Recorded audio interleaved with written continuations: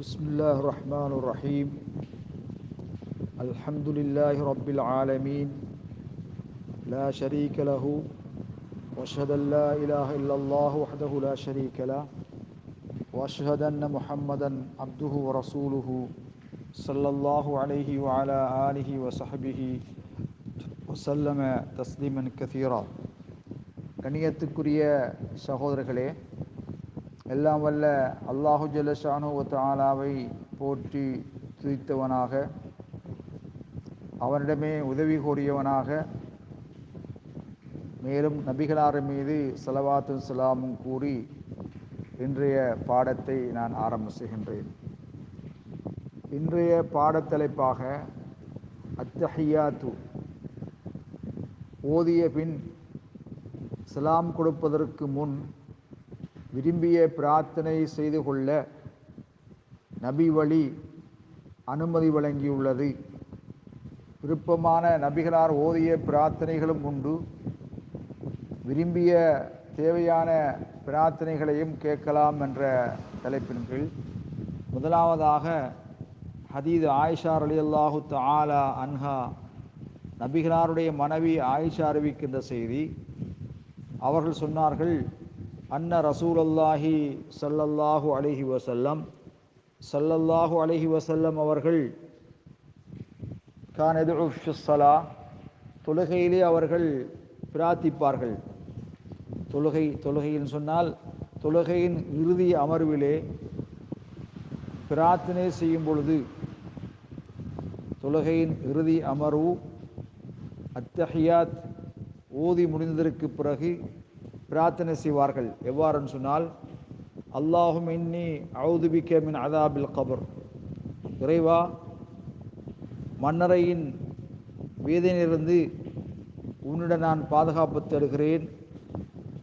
இரண்டாவதாக சொல்வார்கள், அஊது பிக்க மின் ஃபித்னத்தில் மஸீஹ் தஜ்ஜால், மஸீஹ் தஜ்ஜாலின் குழப்பத்திலிருந்து உன்னிடம் பாதுகாப்பு கோருகிறேன் என்றும் சொல்வார்கள். இந்த மஸீஹ் தஜ்ஜால், தஜ்ஜால் என்பவன் தஜல் என்ற வேர் சொல்லிலிருந்து பிறந்ததாகும். இந்த தஜல் என்பதற்கு மறைத்தல் என்பது பொருள், சொற்பொருள். உண்மையை பொய்யால் மறைக்கும் வேலையை இவன் செய்வதால் இவன் தஜ்ஜால் என குறிப்பிடப்படுகிறான். இவன் தற்போது உலகின் ஏதோ ஒரு மூலையில் இருக்கிறான். உலக இறுதி நாள் நெருங்குகின்ற பொழுது வெளிப்படுவான் என்ற செய்தி புகாரியிலே முஸ்லிமிலே பதிவு செய்யப்பட்டிருக்கிறது. கண்ணியத்துக்குரிய சகோதரர்களே, அடுத்ததாக ஸல்லல்லாஹு அலைஹி வஸல்லம் அவர்கள் பாதுகாப்பு தேடுவார்கள். அஊது பிக்க மின் ஃபித்னத்தில் மஹ்யா வ ஃபித்னத்தில் மமாத், வாழ்வின் சோதனையிலிருந்தும் மரணத்தின் சோதனையிலிருந்தும் உன்னிடம் பாதுகாப்பு தருகிறேன் சொல்வார்கள். அஊது பிக்க மின் ஃபித்னத்தில் மஹ்யா, வாழ்வின் சோதனையிலிருந்தும், ஃபித்னத்தில் மமாத், மரண வேளையில் ஏற்படுகின்ற சோதனையிலிருந்தும் உன்னிடத்தில் பாதுகாப்பு தருகிறேன். மேலும் சொல்வார்கள், அல்லாஹும் இன்னி அஊது பிக்க மினல் மஅஸமி வல் மகரமி, இறைவா பாவத்திலிருந்தும் கடனிலிருந்தும் உன்னிடம் பாதுகாப்பு கோருகிறேன் என்று நபி அலைஹிஸ்ஸலாத்து வஸ்ஸலாம் அவர்கள் குறிப்பாக கடனையும் குறிப்பிட்டிருக்கிறார்கள்.